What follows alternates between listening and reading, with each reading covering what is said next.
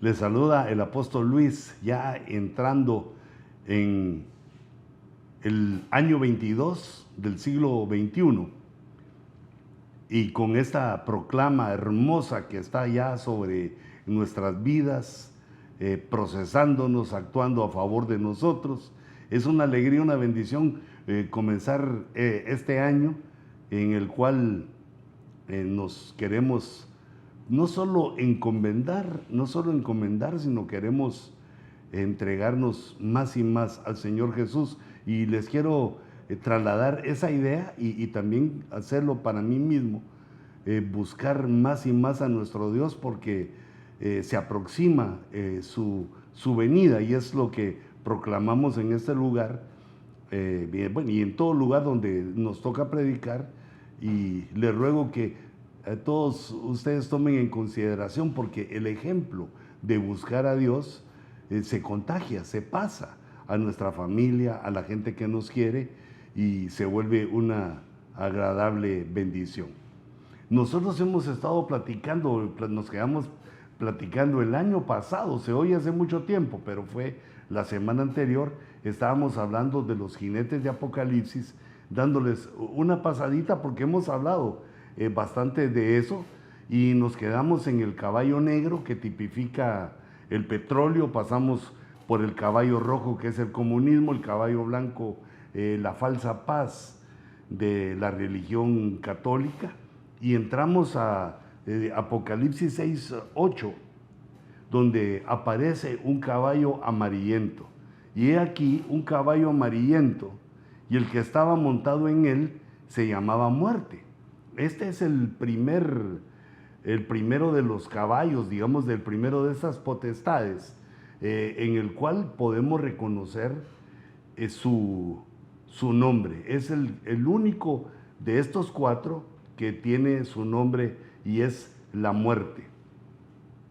Vimos que el caballo blanco tiene una corona y un arco sin flechas.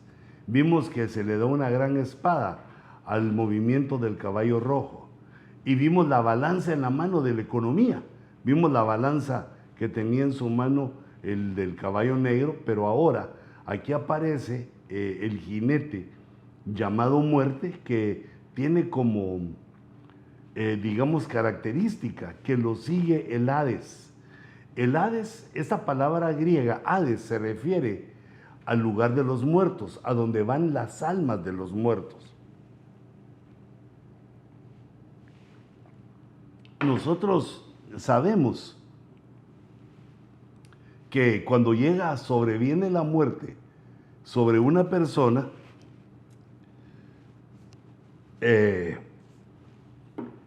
su cuerpo va al cementerio, su alma va al Hades, al lugar de los muertos, a las cámaras de la muerte, según nos recoge Proverbios en el capítulo 7. Se va allá a descansar a la espera de la resurrección, y el espíritu vuelve a Dios que lo dio. Pues esas son las tres rutas del ser integral del hombre, que es lo que significa la palabra muerte. Muerte significa separación. Entonces vemos cómo la muerte es el que cabalga este caballo Clorus, el verdoso, y que lleva atrás de sí al sitio de los muertos, el lugar de los muertos. Esas cámaras de la muerte va atrás, como que fuera recogiendo una gran cantidad de seres humanos que mueren. Aunque sabemos que la muerte es constante, en todos los días, en todas partes del mundo, hay gente que muere. Es la condenación humana, la forma de vida humana, que muchas veces la dejamos pasar, no reflexionamos bien en ella, y entonces vivimos de acuerdo a un error. Si sabemos que el hombre va a morir tarde o temprano, debemos de buscar un momento antes de morir para pensar qué va a pasar después de la muerte. Y como eso es algo que todo hombre ignora, porque nacemos en esa ignorancia, bueno, en la total ignorancia, y apenas empezamos a saber cosas a partir de que maduramos. Pero tal vez el punto importante es que mientras estamos vivos debemos de averiguar qué es lo que va a suceder en la muerte y después de la muerte. Porque si alguna persona nos dice qué va a pasar y se equivoca, si alguien piensa que sabe y se equivoca al decirnos qué es lo que ocurre en ese suceso mortal que todo hombre tiene que experimentar, entonces podemos llevar o vamos a llevar una terrible decepción o una gran pena que es eterna. El único que tiene el respaldo espiritual para decirnos qué sucede después de la muerte es Dios, que nos lo dice, nos lo enseña en la Sagrada Escritura. Claro que hay personas, pues no sé con qué intención, pues debe ser algo diabólico también, pero hay personas que explican y opinan de manera poética, ¿verdad? Que el hombre es como el gusano actualmente y que cuando muere despierta como mariposa. Suena bonito como poesía, pero ¿quién dijo eso? Eso es algo de la naturaleza. El gusano se transforma en una bella mariposa, pero la mariposa después muere también. Y esos son pensamientos que han entrado de doctrinas orientales falsas y equivocadas que muchos sin saber la respaldan, sin entender mucho, les gusta. Pero la Biblia dice claramente que a la hora que un hombre muere, en el tiempo de morir, debe dar cuentas de lo que hizo, porque hay un principio establecido por Dios desde la creación, que la paga del pecado es la muerte, pero no se refiere a la muerte biológica. La muerte biológica es la paga de que Adán y Eva tuvieron una desobediencia en el jardín, en el huerto. Este principio que aparece en la Escritura nos está hablando de la muerte segunda, que es una muerte eterna. Nos habla también de que viene una muerte eterna, que lo hemos confundido en el lenguaje coloquial con el infierno. El infierno es la parte o es parte del Hades, donde van aquellos hombres que al morir no tienen esperanza. Pero el lugar de eterna condenación que aparece en la Escritura se llama el lago de fuego, en el cual lago de fuego va a ser echado aún el propio infierno con las personas que estén adentro. El infierno no es un lugar de diversión donde alguien de una forma aparentemente bromista lo dijo. No es un lugar a donde se va a seguir pecando, sino que es el castigo que Dios decretó porque el hombre tomó la decisión equivocada de pecar. Y en la dificultad que tenemos por nuestra debilidad de oponernos al pecado, por eso Dios envió a Jesús, por eso Dios envió a su Hijo. El Verbo toma carne para hacer una obra, para morir, para tomar nuestro lugar y morir, para salvarnos de la muerte. Ya que como el Verbo, ya que como Dios, Él no podía morir. Dios no muere. Entonces Él tomó cuerpo humano, engendrado, lo hizo Dios, es engendrado por el Padre y Dios lo pone en el vientre de María. No es María su mamá, ni José su papá, sino que es puesto allí para que viviera como uno de los hijos de los hombres, como cualquier hijo de los hombres, e hiciera esta obra maravillosa. Pero entonces fíjate, la muerte es algo que nos puede ocurrir a todos. Entonces lo que necesitamos saber es qué va a pasar después de la muerte. Viene un juicio en el cual hay condenación o salvación. No hay otra forma de ser salvos, según la Escritura, sino por medio de Jesús. No es de ser buena gente, aunque hay que serlo. No es de que alguna obra humana pueda salvarnos de esa condenación en ese juicio que viene, que no es el juicio final aún, sino que lo único que nos puede salvar es la fe en el Señor Jesucristo. Por cuanto Él no pecó, al hacerle fe a Él, nos amparamos con Él y somos vistos a través de su sangre, a través de su sacrificio, a través de la obra que Él hizo.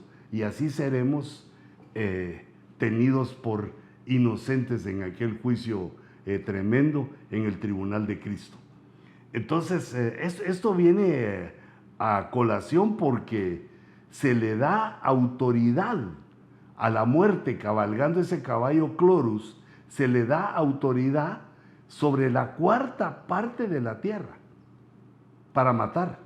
La cuarta parte de la tierra, si hacemos un cálculo de que somos 8,000 millones actualmente, para que no tomes que esa mortandad es, digamos, la pandemia del C-19. No, ahí creo que estamos llegando a 6 millones de los que han muerto. Esa es una mortandad que va a ser de 2,000 millones, por lo menos 2,000 millones de personas.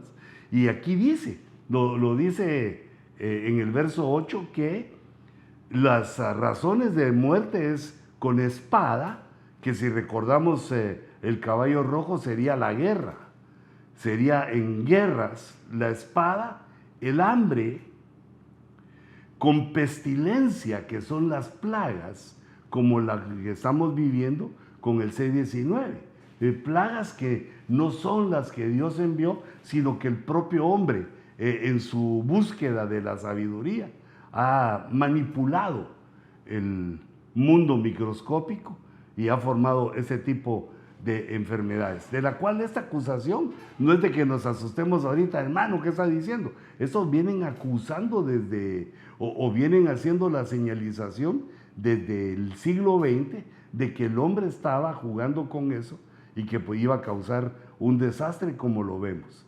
Entonces, la espada, la guerra, el hambre y la pestilencia son enfermedades, son pestes. Y también con las fieras de la tierra. Son las 4 formas con las cuales se da lugar a esa muerte, a esa con severidad.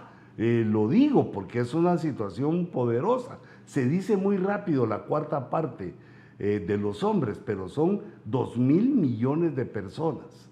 Y fíjate nuestra fe, decir que son como que fueran otros, pero no dice quiénes son. Puede ser cualquiera de los que vivimos, en la tierra, puede pertenecer a esa cuarta parte. De lo cual creo que entra también en esta circunstancia los que han muerto de COVID, porque no son la totalidad, pero ahí dice que es por pestilencias, aunque ahora prácticamente no se menciona ya, o muy pocas muertes por otra razón que no sea el COVID-19. Bueno, pero esas son otras situaciones que deben ubicarnos en una realidad, no en el engaño. Pero lo que sí es cierto es de que el COVID existe, es una enfermedad. El COVID como enfermedad no es parte de la conspiración. Hijitos, debemos entender esto. No es parte de la conspiración, ni tampoco es la señal del 666, sino que yo les recuerdo que antes de que hubiera vacuna, en ese entonces el presidente de Estados Unidos era el presidente Trump. Y él nos informó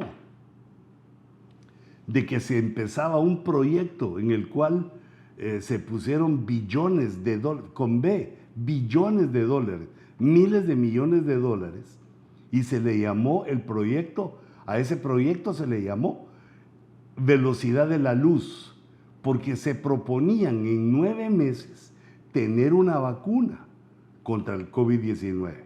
Nosotros, o mi persona fue testigo, y en su momento hablamos de eso, que se unían las químicas más importantes del mundo, los científicos más importantes del mundo, los que estaban batallando, los que eran expertos, los que tenían mucho tiempo de tener relación con ese tipo de enfermedades, porque el COVID ya existía en otras formas de microbio, no como C-19, pero ya existía antes y habían muchos investigadores, cientos de investigadores que sabían de eso. Pero el punto es de que la enfermedad como tal no es la conspiración, sino que la conspiración es que se usa esa enfermedad para darle lugar al nuevo orden mundial.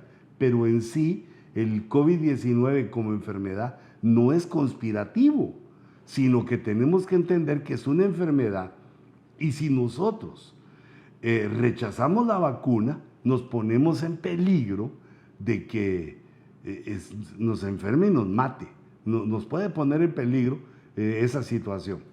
Aunque, como te decía anteriormente, uno se puede morir de cualquier cosa, pero es mejor, digamos, utilizar, así como utilizaron las herramientas de la ciencia para enviarnos el C-19, también nosotros debemos usar las herramientas de la ciencia para por lo menos aplacarlo. Y de la vacuna, pues hemos hablado algunas cosas, y este deslindar de pensamientos es importante. Por eso te lo repito, no hay problema si te pones la vacuna, no se enoja Dios, ni participamos en la conspiración para el nuevo orden mundial, sino que la vacuna es contra el microbio o el virus del C-19, para que si llega a nuestro organismo tengamos ya las armas listas para que no nos mate. Pues que si nos da tos o nos da algo, pero que no nos mate. Eso es importante porque, bueno, siguen falleciendo personas que no debían fallecer. Como te decía, a algunos les toca, pero otros no. Sino que tenemos que entender esto de que la medicina Dios la permitió para que lidiáramos contra la muerte. Y tristemente muchos pastores y también gente que se ha opuesto a la vacuna ha muerto precisamente de esto. Ahora, la insistencia de la gente, la insistencia de las personas que nos vacunemos es porque no quieren que nadie se muera. Pues eso debe ser el primer pensamiento. Y también la insistencia de que así la vamos a eliminar. El pensamiento de que si todos se vacunan, entonces se va a eliminar el microbio y ya no va a tener ninguna autoridad sobre nosotros, o ningún motivo para matarnos por lo menos. Y debemos acostumbrarnos a esto porque según lo que vemos, la vacuna va a continuar. Yo creo que hasta la venida del Señor, pero esto no es el 666. Si no te la querés poner, está bien, pero solo entendeme este punto. No es la conspiración y no es el 666, sino que es la lucha contra un organismo creado por el hombre que trae la muerte. Y entonces dejamos esos 4 caballos porque pues siempre pensamos que son los 4 jinetes del Apocalipsis, pero aparece una amazona, aparece otra jinete en Apocalipsis 17.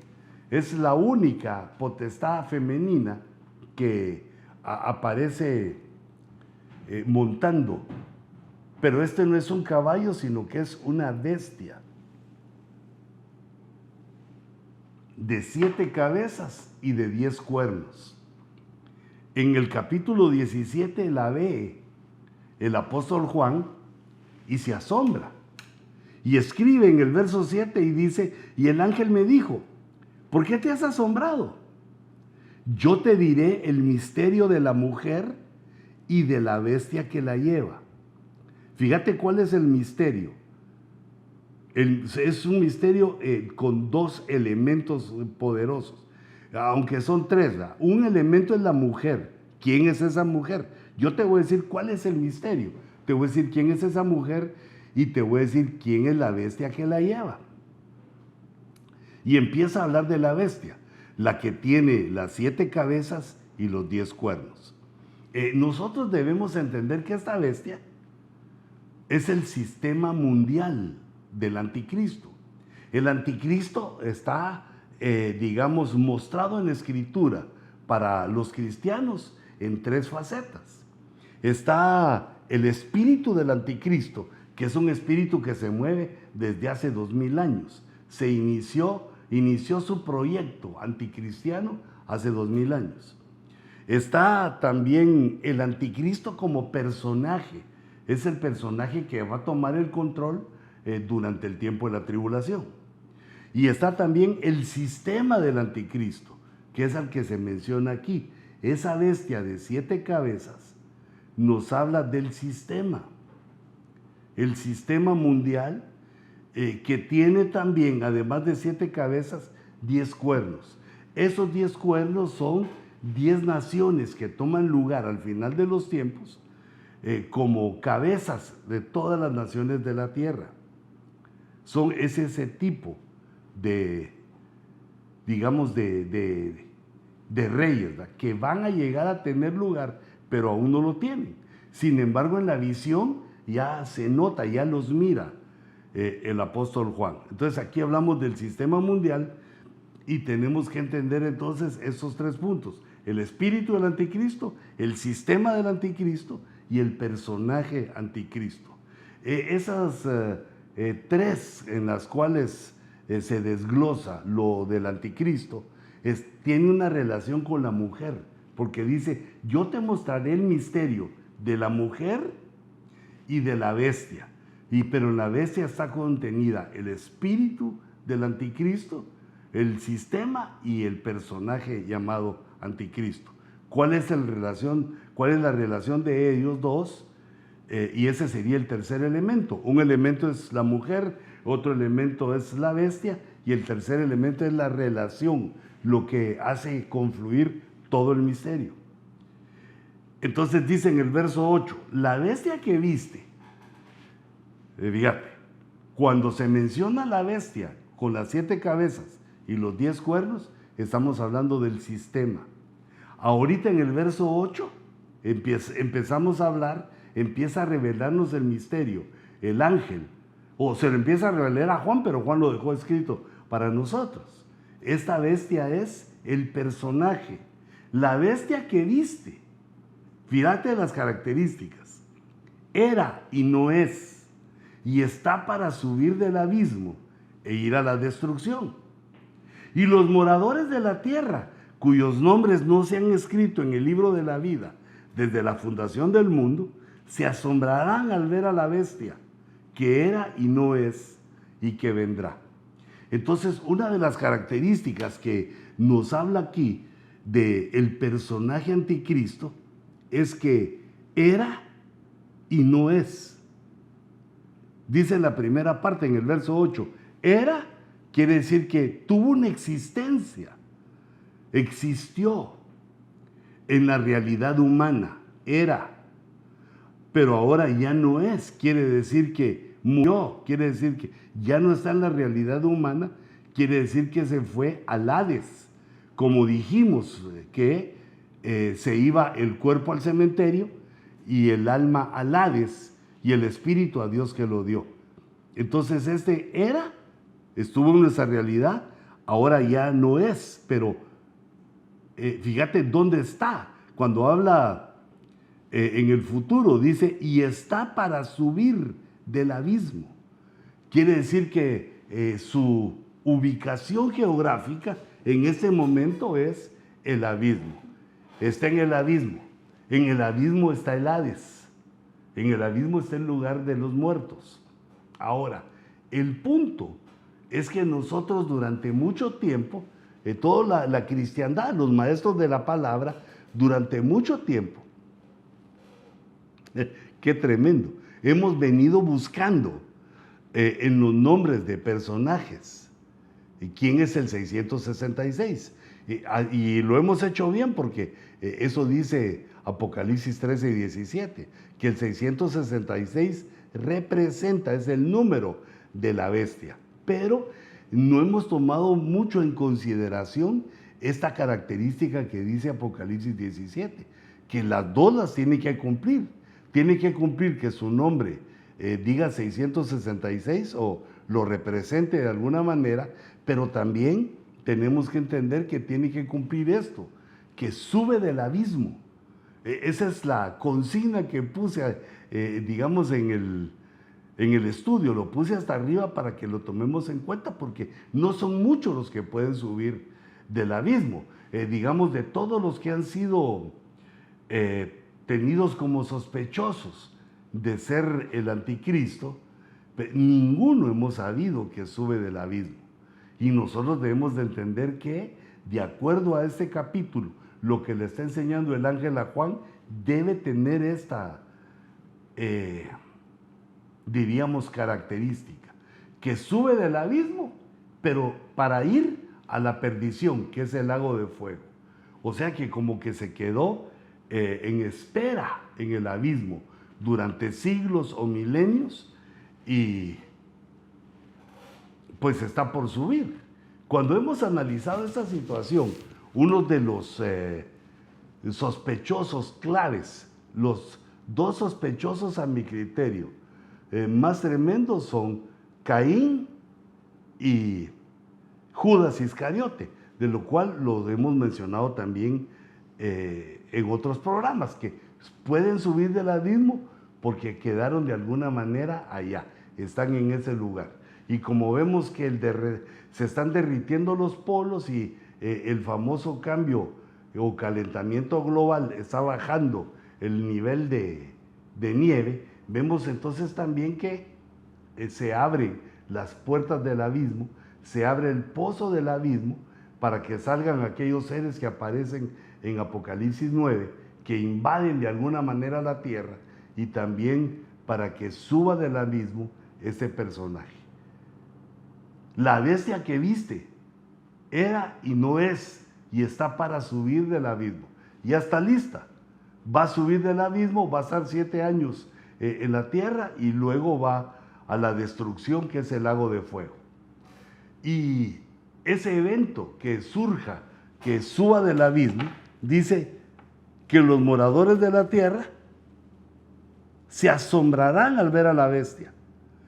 Aquí al final del verso lo que dice, vuelve a repetir que era, que no es, pero ya no dice que sube del abismo, sino que vendrá, que vendrá.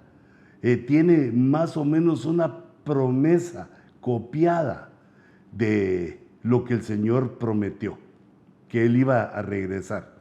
Ahora, los moradores de la tierra que se han asombrado son los que no han escrito, no escribieron su nombre en el libro de la vida. Pero mirad, ese libro de la vida es desde la fundación del mundo. Nosotros, cuando recibimos a Cristo, somos inscritos en el libro de la vida del Cordero, pero hacemos como una confirmación, porque aquí nos enseña Apocalipsis que esa inscripción, ese tiempo de inscribirse en el libro de la vida fue hace mucho tiempo, desde que se fundó el mundo. Quiere decir que como espíritus tomamos la primera elección. Desde ese momento fue que elegimos recibir a Cristo, seguir a Cristo, que Cristo es nuestro Dios. Desde ahí lo recibimos y quedamos escritos en el libro del Cordero. Y luego pasa el tiempo, pasan los años, los milenios, y surge esta situación que también es gloriosa. Venimos a la tierra, nos encuentra Cristo, alguien nos habla del amor de Cristo para nosotros y obtenemos la salvación y somos confirmada nuestra inscripción, que comenzó antes de la fundación del mundo, es confirmada con la sangre de Cristo para que aparezcamos. Pero los que no fueron inscritos desde la fundación del mundo, pues ahí se nota que hubo, porque dice los nombres que no se inscribieron desde la fundación del mundo y los que no se han inscritos para confirmar ahora, entonces son los que se van a asombrar y van a perseguir al personaje.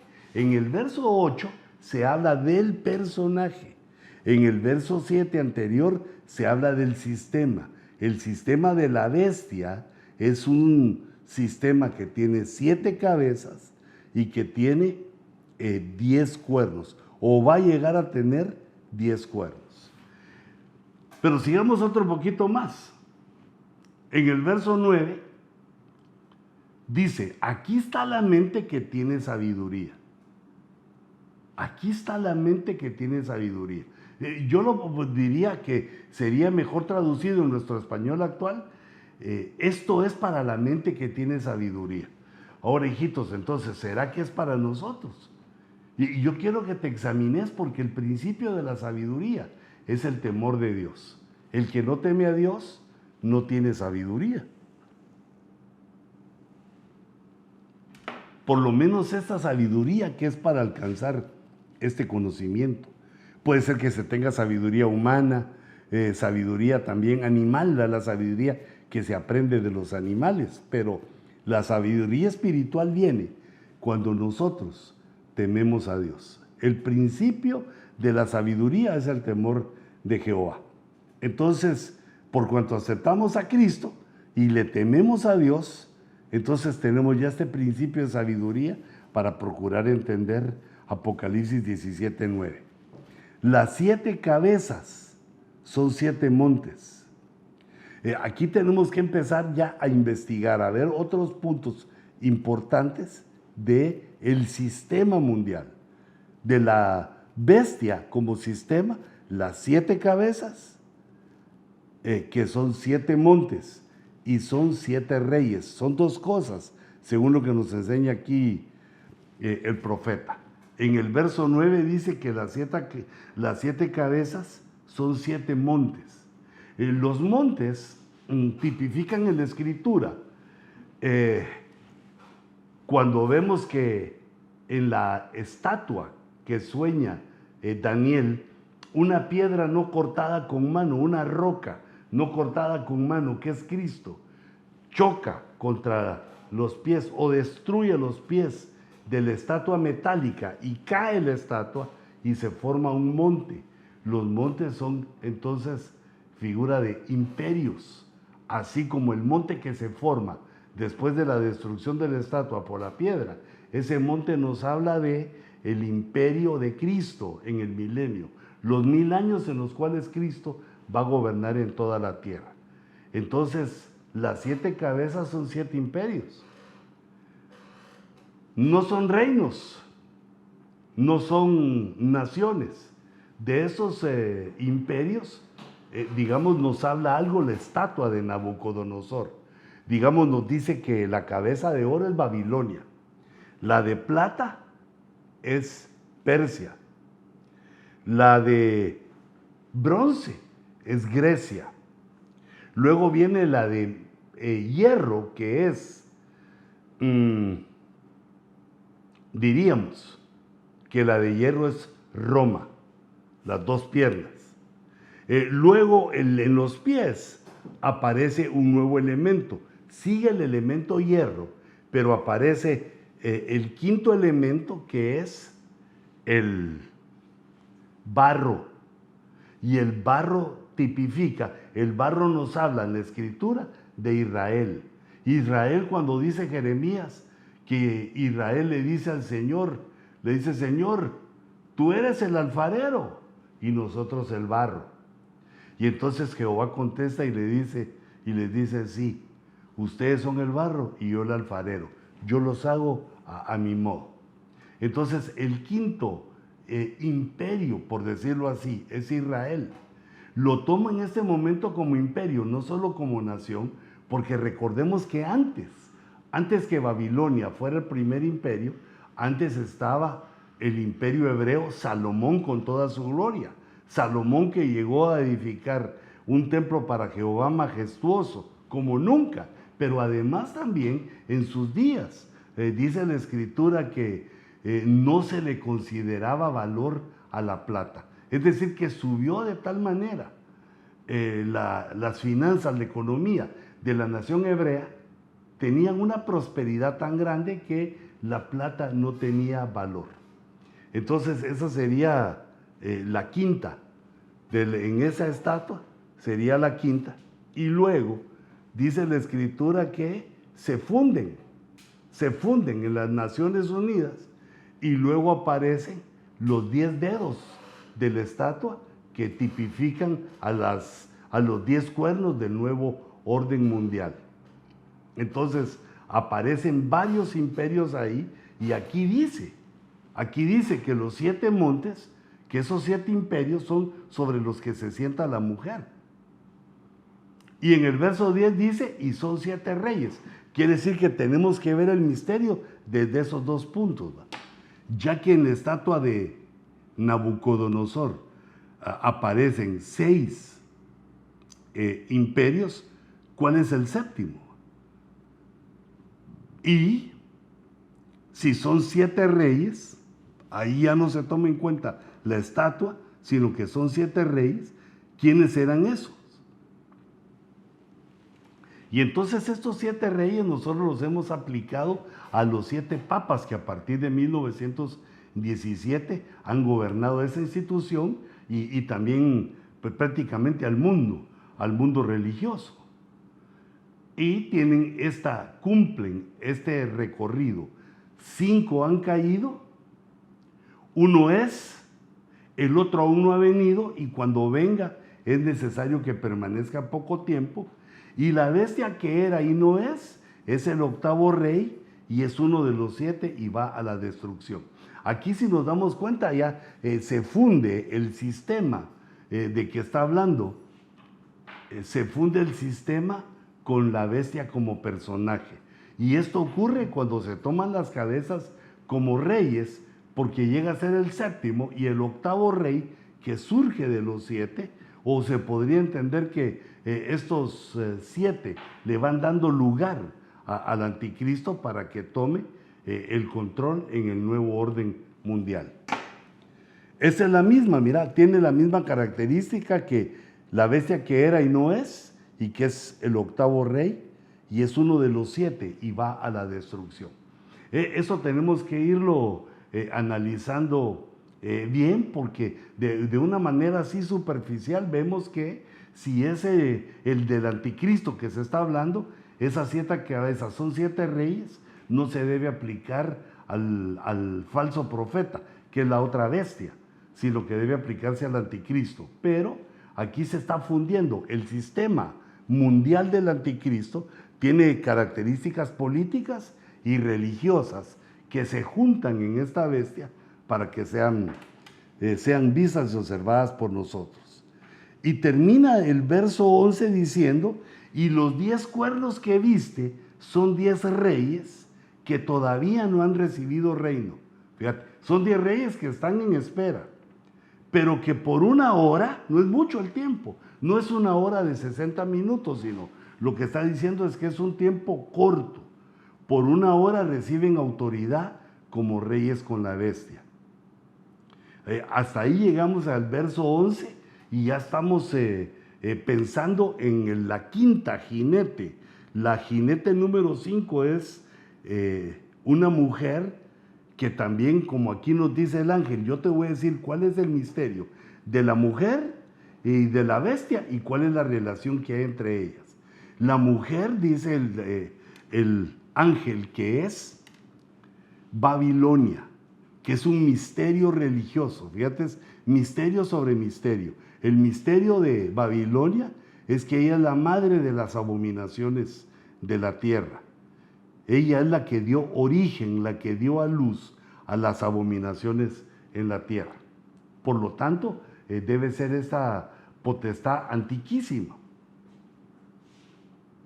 Ahora, si la que monta la bestia es Babilonia, la bestia es el sistema mundial del anticristo, incluyendo a las 2 bestias, a la bestia que es el anticristo y a la bestia que es el falso profeta. Todo lo del anticristo metido en la bestia y la mujer. Y entonces, ¿qué es Babilonia? Babilonia significa confusión, de lo cual vemos que la tierra está llena hoy. Bueno, siempre ha habido, pero ahora más. La mentira, el engaño y la confusión campean sobre la tierra.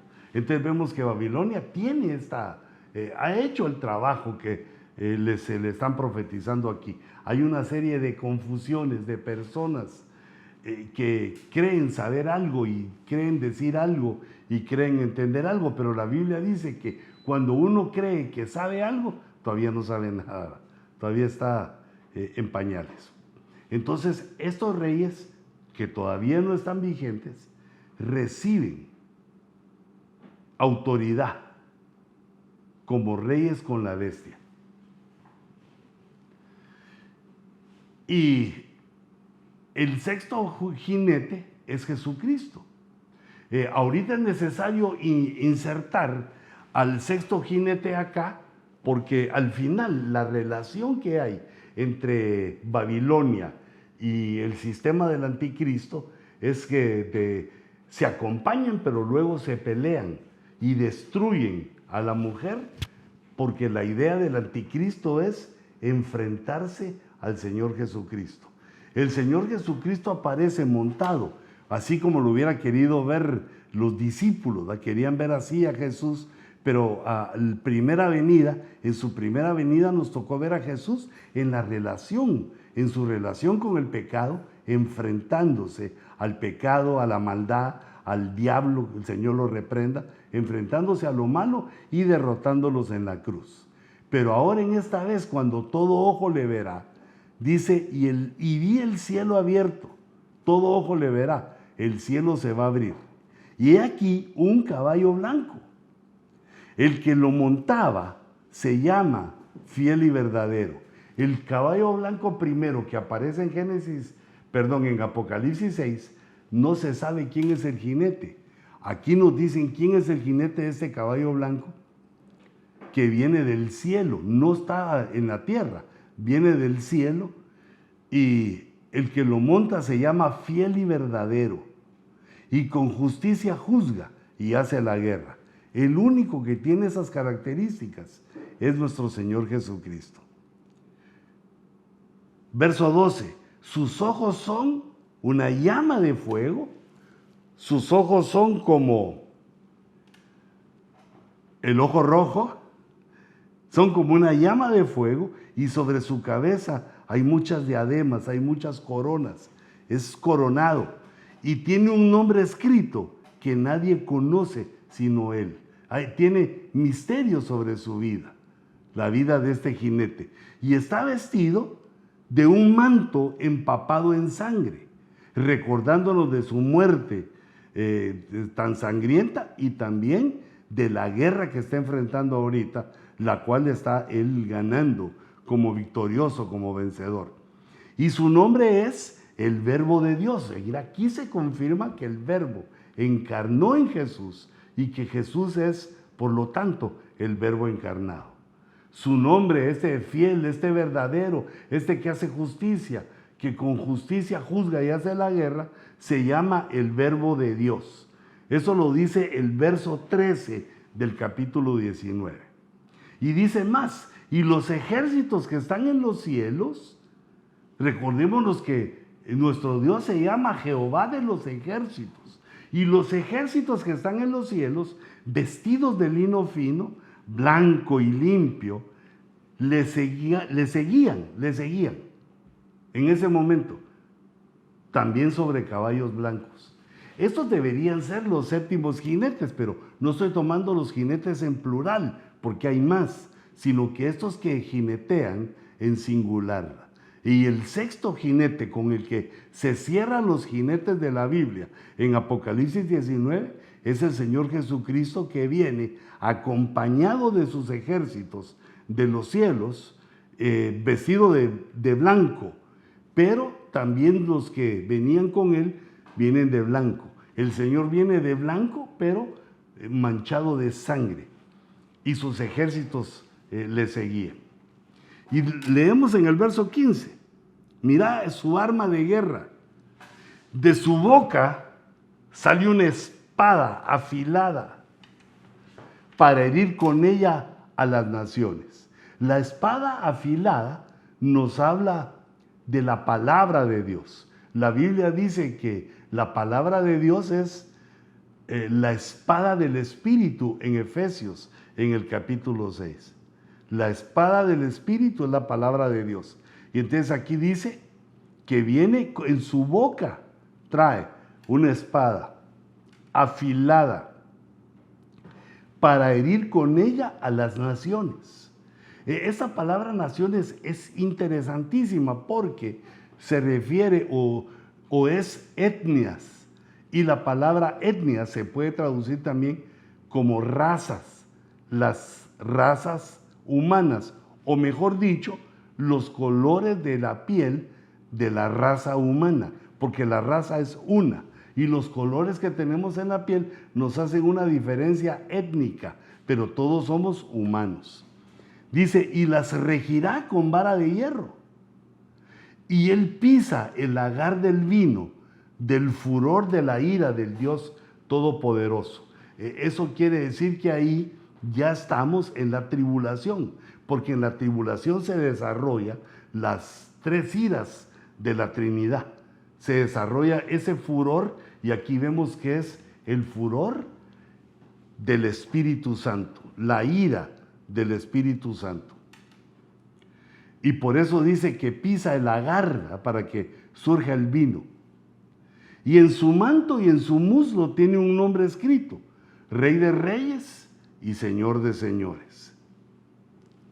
Entonces tiene nombre fiel y verdadero, por eso ubicamos perfectamente. Este no es misterioso, sino que ubicamos que es Jesús. El sexto jinete, el de Apocalipsis 19, es Jesús. Tiene un nombre escrito: Rey de Reyes y Señor de Señores. Pues ¿quién sino Él? Nosotros fuimos hechos por la fe en Cristo, fuimos hechos reyes y sacerdotes. Y entonces Él es el Rey de nosotros que somos los reyesitos.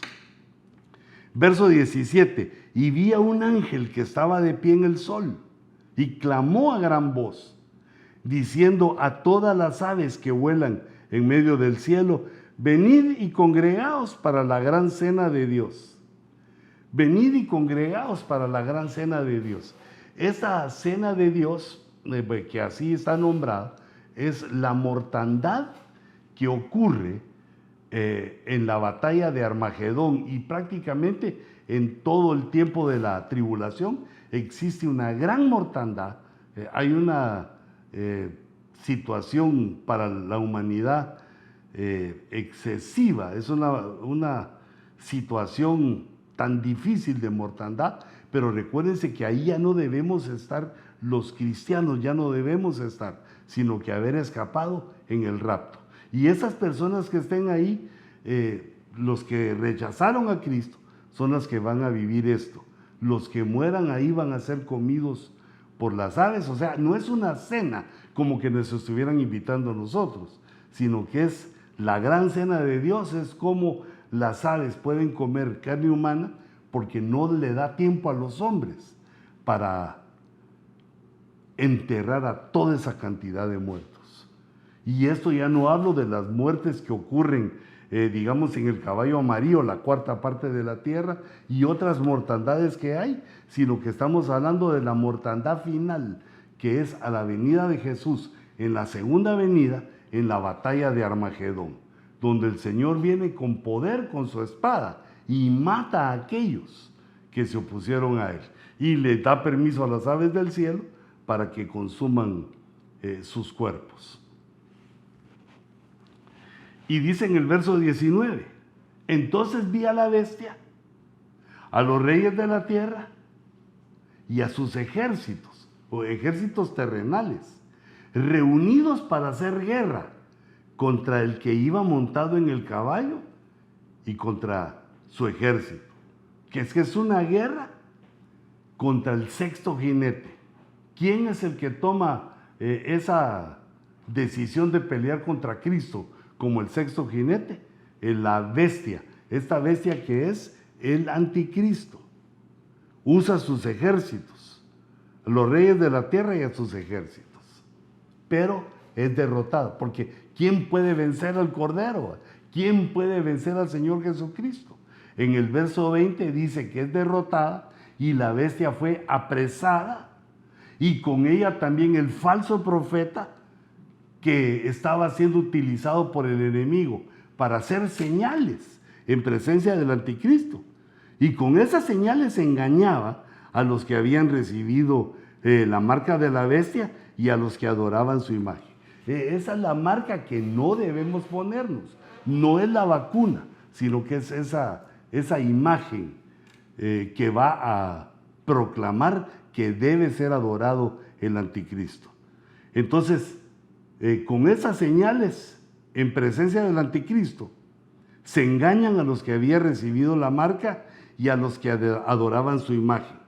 Y los dos, el falso profeta y el anticristo fueron arrojados vivos al lago de fuego que arde con azufre. Empezamos apocalípticos este año y así quisiera sostenernos para explicar otras varias cositas, pero ahorita quería tener que contigo, el que habíamos visto con nuestros ojitos, qué es lo que dice la Biblia, para irle poniendo el entendimiento, los remas, irle poniendo, cómo entendemos nosotros esta situación.